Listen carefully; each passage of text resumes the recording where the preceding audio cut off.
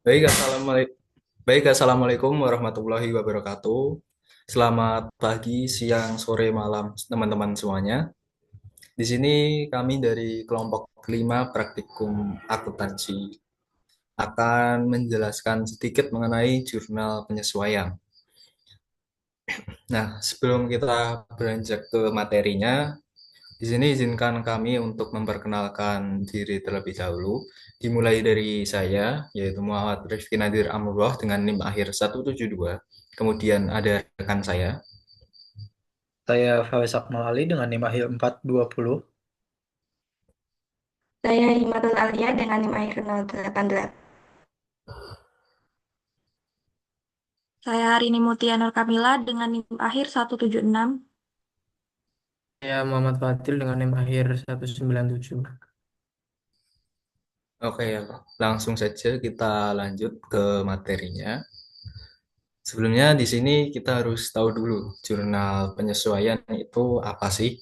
Nah, jurnal penyesuaian itu adalah jurnal yang dibuat pada akhir periode akuntansi untuk menyesuaikan saldo akun agar mencerminkan kondisi keuangan yang sebenarnya sebelum laporan laporan keuangan itu disusun.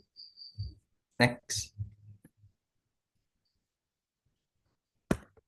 Nah, kapan sih dilakukan penyesuaian itu?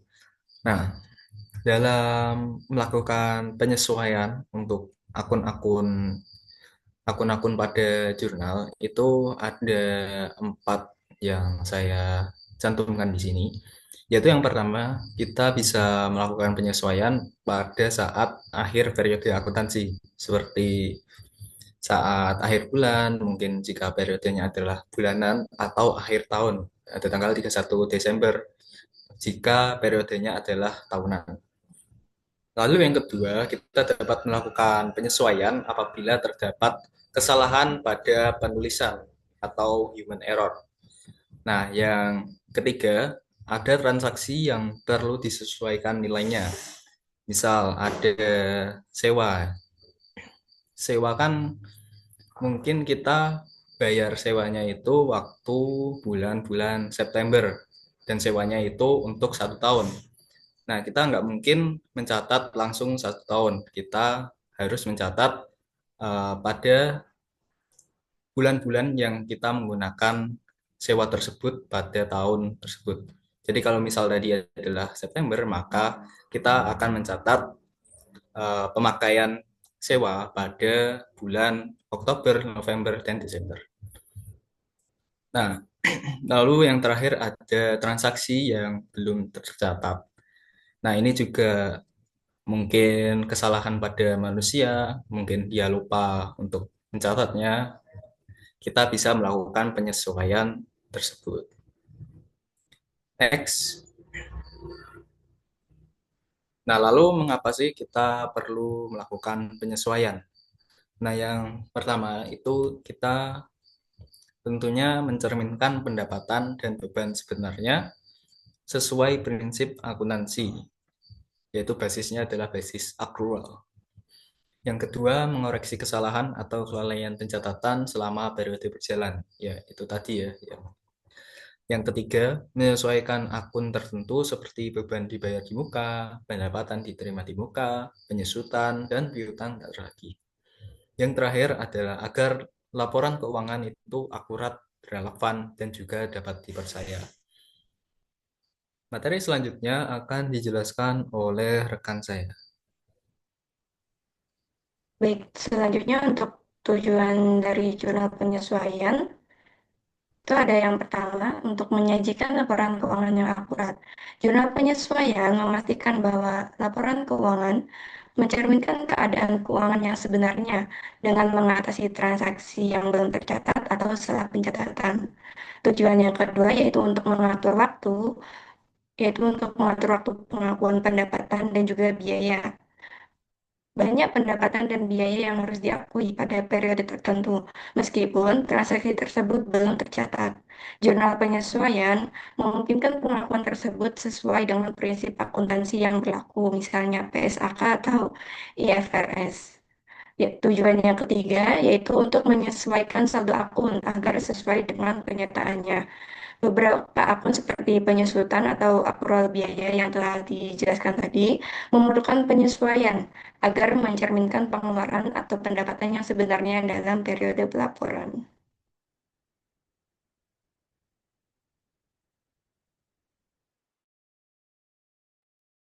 Nah, untuk selanjutnya itu akun apa saja sih yang memerlukan penyesuaian? Jadi di sini ada 6 akun yang memerlukan penyesuaian, di mana yang pertama yaitu ada beban dibayar di muka, kemudian yang kedua ada pendapatan diterima di muka, yang ketiga ada beban yang masih harus dibayar, kemudian selanjutnya ada pendapatan yang masih harus diterima, kemudian penyusutan aset tetap, dan yang terakhir pemakaian perlengkapan. Untuk penjelasan lebih lanjut, per subbabnya nanti akan dijelaskan masing-masing.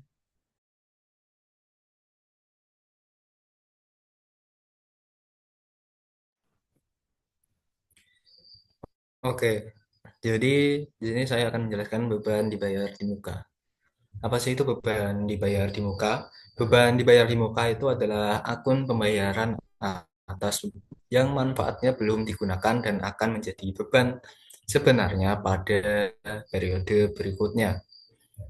Nah, akun ini tuh sebenarnya merupakan jenis akun aset yang dicatat sebagai beban mengikuti kebijakan perusahaan. Beban dibayar di muka merupakan versi akun alternatif yang bersifat umum selain akun aset dibayar di muka. Nah, akun yang sering dipakai perusahaan itu yang lebih ke spesifik biasanya ya. Seperti kalau misalkan pembayaran sewa itu perusahaan biasanya menggunakan akun sewa dibayar di muka dan asuransi perusahaan akan menggunakan asuransi dibayar di muka dan sebagainya. Sedangkan untuk akun beban dibayar di muka ini sifatnya terlalu umum, jadi perusahaan jarang menggunakan akun tersebut. Next.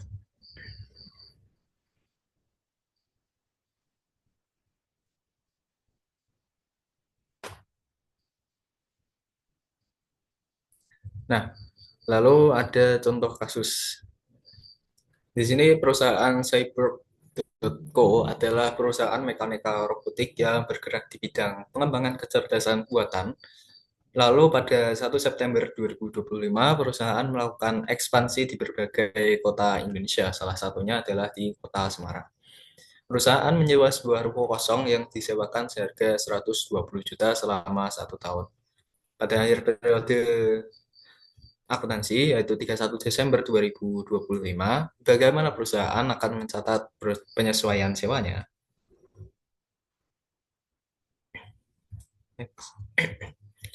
Nah, ini adalah bentuk jurnal penyesuaiannya. Seperti yang saya bilang tadi, akun beban dibayar di muka ini adalah akun yang bersifat umum. Jadi, kalau misalkan perusahaan mengeluarkan beban yang sifatnya itu dibayar di muka, seperti misalnya ada akun sewa, ada akun asuransi, ada akun iklan mungkin, itu dapat langsung dimasukkan ke beban dibayar di muka. Lalu untuk di sini ada dua metode dalam jurnal penyesuaian, itu ada metode neraca dan metode laba rugi. Dalam metode neraca, pembayaran sewa itu dicatat sebagai beban dibayar di muka, sedangkan kreditnya tetap sama, kas atau piutang.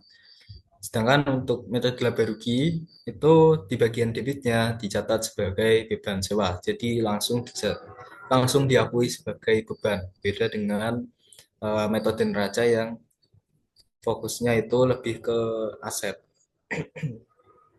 mengakui sebagai aset. Kemudian pada tanggal 31 Desember 2025 dilakukan penyesuaian pada akun beban dibayar di muka. Di sini kita mencari eh, seberapa banyak sih kita sudah menggunakan sewa tersebut. Nah, jadi kan kita melakukan pembayaran pada September, yang mana itu merupakan merupakan bulan ke-9. Sedangkan kalau kita mau ke Desember, kita berarti harus menambah 3 bulan. Artinya kita telah memakai sewa tersebut selama 3 bulan. Yang dimana kita tinggal hitung saja 3 per 12 kali 120 juta. Hasilnya adalah 30 juta. Sedangkan untuk bagian metode laba rugi, di sini kita sebenarnya kurang lebih sama saja ya, tapi karena di awal kita sudah mencatat sebagai beban sewa, jadi di sini kita mencari bagian beban dibayar di muka, mencari beban sewanya maksudnya. Di sini kita mengurangi saja. Kalau kalau di metode neraca itu kita mencari seberapa banyak sewa yang kita gunakan. Kalau di metode laba rugi itu kita seberapa banyak sewa yang masih tersisa. Karena kita fokusnya ke beban sewa. Jadi tinggal 9 per 12 dikali 120 juta saja akan menghasilkan 90 juta baik di kredit maupun di debit. Yang selanjutnya akan dijelaskan oleh rekan saya. Silakan.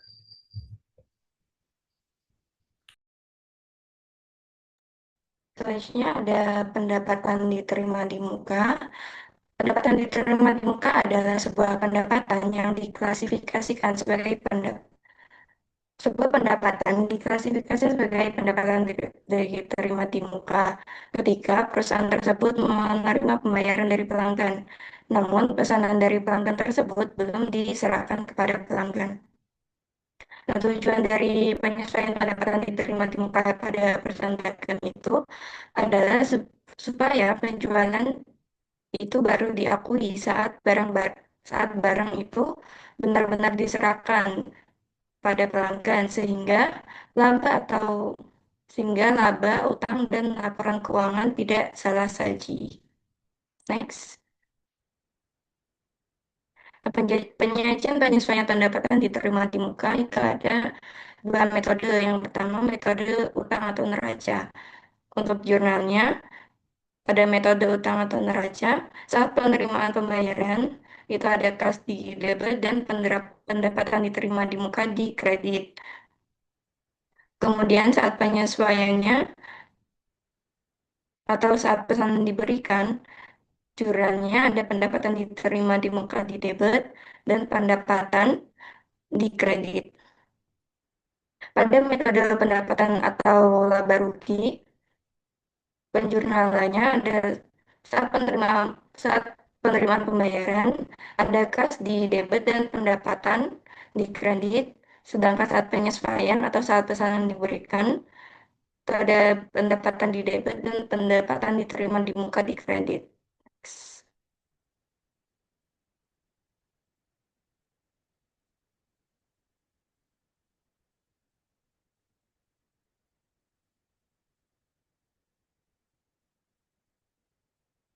Selanjutnya untuk contoh kasusnya, pada 1 Desember 2025, toko menerima uang sebesar 12 juta rupiah untuk pembelian 12 unit printer. Nah, barang ini akan mulai dikirim pada Januari 2026 sebanyak 3 unit per bulannya. Untuk penjurnalannya, pada metode utang atau neraca, saat menerima pembayaran pada tanggal 1 Desember 2025, ada kas di debit dan pendapatan diterima di muka di kredit sebesar 12 juta. Pada metode pendapatan atau laba rugi, kasnya di debit dan kreditnya penjualan sebesar 12 juta juga. Saat penyesuaian pada akhir periode atau 31 Desember 2025, pada metode utang tidak di jurnal, sedangkan pada metode pendapatan di jurnal dengan penjualan di debit dan pendapatan diterima di muka di kredit sebesar 12 juta. Kemudian, penyesuaian saat barang diserahkan, yaitu pada 1 Januari 2026, Pada metode utang itu ada pendapatan diterima di muka di debit dan penjualan di kredit sebesar 3 juta. Saat barang diserahkan, ada pendapatan diterima saat pada metode pendapatan itu ada pendapatan diterima di muka, di debit dan penjualan di kredit sebesar 3 juta juga. Next. Selanjutnya untuk materi beban yang masih harus dibayar. Beban yang masih harus dibayar adalah sejumlah beban yang menurut waktunya harus diakui atau ditanggung sebagai beban pada periode akuntansi yang bersangkutan. Namun, karena alasan-alasan tertentu, pembayaran beban tersebut belum dilakukan oleh perusahaan. Beban tersebut merupakan utang, diklasifikasikan sebagai utang bagi perusahaan. Contoh jurnalnya ada beban apa saja di debit dan utang di kredit. Next. Untuk contohnya, ada pembayaran gaji yang dilakukan setiap tanggal 16 setiap bulannya sejumlah 15 juta. Pada tanggal 31 Desember disesuaikan gaji untuk mulai dari tanggal 16 sampai 31 Desember itu dengan mengalihkan gaji per bulan atau 15 juta dengan jangka waktu tanggal 16 sampai 31 Desember yaitu 15 per 30 hasilnya ada sama dengan 7.500.000. Untuk jurnal penyesuaiannya ada beban gaji di debit dan utang gaji di kredit sebesar 7.500.000.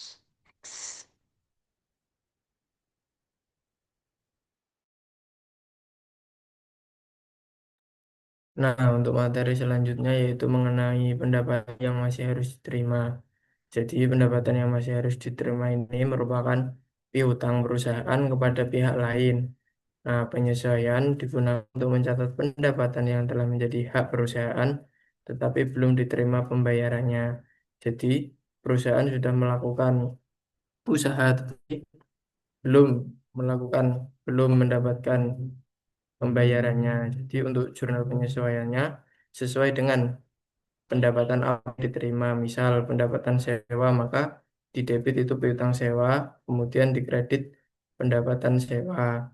Jika pendapatan bunga, maka di debitnya piutang bunga, kemudian di kreditnya pendapatan bunga. Langsung saja ke contoh soalnya. Yang pertama yaitu bunga atas simpanan bunga di bank sebesar 250.000 belum diterima. Jadi, jurnal penyesuaiannya karena ini termasuk pendapatan bunga, maka piutang bunga di debit sebesar nilainya yaitu 250.000. Kemudian di kreditnya ada pendapatan bunga senilai 250.000 di kredit. Selanjutnya yaitu contoh soal 2. Di sini pendapatan sewa sebesar 600.000 diterima setiap tahun 2 kali. Kemudian diterima setiap awal bulan Maret dan juga awal bulan September. Jadi buat jurnal penyesuaian di 31 Desember. Nah, untuk perhitungannya ini perhitungan piutangnya yaitu jumlah pendapatannya yaitu senilai 600.000 kemudian dibagi dengan masa pendapatan. Ini masa pendapatannya yaitu setiap 6 bulan sekali, maka 600.000 itu dibagi dengan 6. Kemudian dikalikan dengan bulan tertanggung. Bulan tertanggung ini bulan yang sudah dilewati. Semisal ini kan pendapatan sewanya dari awal bulan September. Nah, atau bulan tertanggungnya yaitu September, Oktober, November, dan Desember, yaitu 4 bulan. Jadi, hasil perhitungannya yaitu senilai 400.000. Nah, 400.000 ini di jurnal di debit piutang sewa senilai tersebut dan juga di kredit pendapatan sewa senilai 400.000.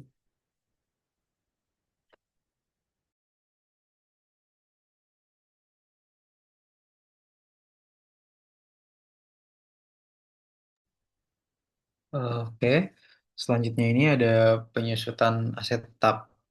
Nah, Pengertian penyusutan aset tetap adalah penyusutan merupakan suatu cara untuk mendistribusikan biaya perolehan dari aset tetap secara teratur selama periode manfaatnya.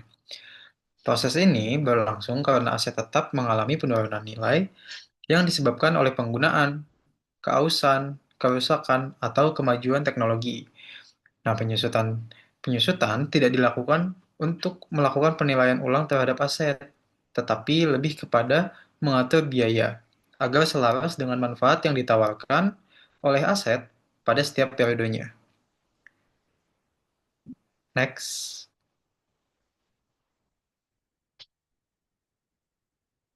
Nah, lanjutnya, tujuan penyusutan. Tujuan penyusutan ini ada terbagi menjadi 5 ya. Yang pertama, mengalokasikan biaya aset secara proporsional selama masa manfaat. Setelah itu, yang kedua mencocokkan biaya dengan pendapatan atau matching principle, sehingga laporan laba rugi lebih akurat. Lalu, menunjukkan nilai buku aset yang realistis dalam neraca. Setelah itu ada menentukan beban pajak, karena penyusutan biasanya menjadi biaya yang dapat dikurangkan. Lalu yang terakhir menggambarkan kondisi aset dan membantu perencanaan penggantian aset di masa depan. Next. Nah, perhitungan sederhananya ini contoh case-nya ya. Di datanya ini harga perolehan sebesar 20 juta rupiah. Lalu ada nilai residunya sebesar 2 juta rupiah. Lalu masa manfaatnya 4 tahun.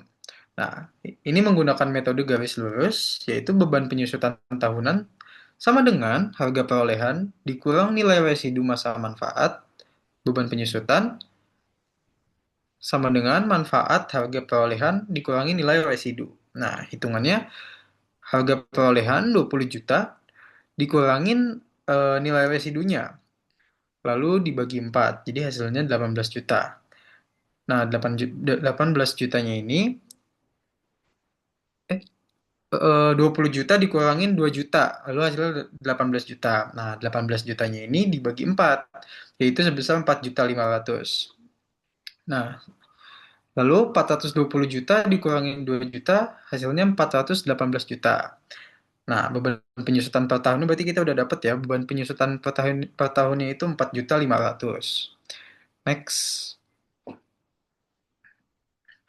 Nah, contoh jurnalnya dari case yang tadi, setelah mengetahui beban penyusutan per tahunnya yang sebesar 4.500.000, pada akhir periode, perusahaan harus menyesuaikan nilai aset dengan jurnal penyusutan. Nah, jurnalnya ini akun pertamanya yang berada di debit yaitu beban penyusutan ya. Beban penyusutan berada di debit sebesar 4.500.000. Lalu yang di posisi kreditnya ini ada akun akumulasi penyusutan sebesar 4.500.000 juga. Nah, penjelasannya ini akun beban penyusutan meningkat di debit dan akan muncul di laporan laba rugi. Jadi kalau beban penyusutan yang meningkat itu berada di debit. Nah, akun akumulasi penyusutan kalau dia meningkat, dia berada di kreditnya dan mengurangi nilai buku aset tetap di neraca. X. Oke, materi setelahnya akan dijelaskan oleh rekan saya. Oke, kemudian ada pemakaian perlengkapan. Perlengkapan sendiri yaitu aset lancar yang digunakan dalam kegiatan operasional sehari-hari seperti ATK, bahan kebersihan, tinta printer, dan lain-lain. Nah, saat dibeli biasanya dicatat sebagai perlengkapan. Nah, di akhir periode, jumlah perlengkapan ini yang telah terpakai harus diakui sebagai beban melalui jurnal penyesuaian. Nah, mengapa sih perlu disesuaikan? Yang pertama, karena nilai perlengkapan yang tercatat biasanya masih saldo awal pembelian. Nah, penggunaan perlengkapan tidak dicatat harian karena perlu penyesuaian agar nilai aset dan beban mencerminkan kondisi sebenarnya. Next. Nah, ini ada contoh kasusnya. Pada awal periode, saldo akun perlengkapan tercatat sebesar 5 juta rupiah. Setelah dilakukan stop name di akhir periode, diketahui bahwa perlengkapan yang masih tersisa hanya 1.500.000. Artinya, pemakaian selama periode yaitu 5 juta dikurangi 1.500.000 yaitu 3.500.000. Jadi, jurnal penyesuaian pada akhir periode, beban perlengkapan di debit, perlengkapan di kredit sebesar 3.500.000. Next. Nah, kemudian ada tahap posting ke buku besar. Nah, posting adalah proses memindahkan informasi dari jurnal penyesuaian ke akun-akun yang ada di buku besar. Proses ini dilakukan agar setiap akun menunjukkan saldo terbaru yang sudah disesuaikan, sehingga data di buku besar mencerminkan kondisi yang sebenarnya. Selain itu, posting juga menjadi dasar dalam penyusunan neraca saldo setelah penyesuaian. Langkah-langkahnya, yang pertama, ambil jurnal penyesuaian yang sudah dibuat, kemudian tentukan akun mana yang didebit dan di kredit, kemudian masukkan nominal debit ke sisi debit, masukkan nominal kredit ke sisi kredit, kemudian tambahkan referensi seperti ayat jurnal penyesuaian agar jelas bahwa posting berasal dari jurnal penyesuaian, kemudian hitung saldo akhir akun. Nah, hasilnya akan masuk ke neraca saldo setelah penyesuaian. Next. Nah, ini ada contohnya. Contoh pakai pemakaian perlengkapan tadi, ada buku besar beban perlengkapan di debit 3.500.000 dan buku besar perlengkapan di kredit sebesar 3.500.000. Nah, di disclaimer di sini saya nggak mencantumkan saldo awalnya karena saya mau langsung mencontohkan ketika jurnal penyesuaian tadi diposting ke buku besar. Nah, yang pertama tadi ada beban perlengkapan dimasukin ke eh, akun beban perlengkapan. Nah, di sini dikasih buktinya AJP yaitu dari jurnal penyesuaian tadi, kemudian nominalnya debit 3.500.000. Nah, sama yang perlengkapan dimasukin ke akun perlengkapan juga, terus buktinya dari AJP dan saldonya di kredit sebesar 3.500.000. Next. Kemudian akan dijelaskan oleh rekan saya. Oke, setelah itu ada dampak jurnal penyesuaian. Nah, dampak jurnal penyesuaian ini ada tiga. Yang pertama itu ada dampak terhadap pelaporan laba rugi. Jurnal penyesuaian dapat meningkatkan atau menurunkan laba bersih. Misalnya, pengakuan beban yang masih harus dibayar akan menambah jumlah beban, sehingga labanya itu menurun. Nah, sedangkan pengakuan pendapatan yang masih harus diterima akan menambah pendapatan sehingga laba meningkat. Nah, yang artinya itu tanpa jurnal penyesuaian, laba perusahaan bisa tampil lebih besar atau lebih kecil dari kondisi yang benar. Nah, setelah itu ada dampak terhadap neraca. Jurnal penyesuaian dapat mengubah nilai aset maupun kewajiban agar sesuai dengan posisi keuangan yang sebenarnya. Contohnya, penyusutan akan mengurangi nilai buku aset, sementara biaya yang masih harus dibayar akan menambah kewajiban.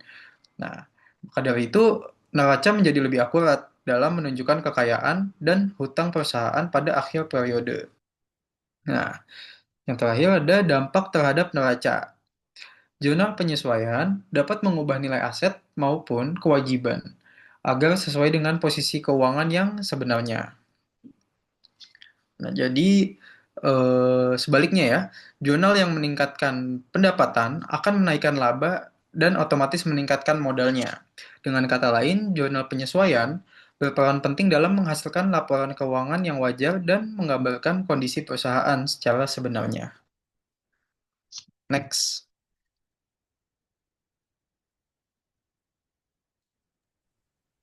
Oke, setelah itu akan dijelaskan oleh teman saya. Nah, kesimpulan materi kita yaitu jurnal penyesuaian adalah pencatatan yang dilakukan pada akhir periode akuntansi untuk memperbaiki saldo akun agar sesuai dengan kondisi yang sebenarnya. Tujuan utamanya adalah menyelaraskan pengakuan pendapatan dan beban dengan periode yang terjadi, serta mengoreksi akun-akun yang belum mencerminkan nilai yang real seperti perlengkapan, piutang, pendapatan diterima di muka, dan utang beban. Nah, Penerapan jurnal penyesuaian sangat penting karena membuat laporan laba rugi menjadi lebih akurat, memastikan neraca menunjukkan jumlah aset dan kewajibannya sebenarnya, serta membantu menghasilkan laporan keuangan yang dapat dipercaya oleh manajemen, pemilik usaha, maupun auditor. Nah, sekian saya kembalikan ke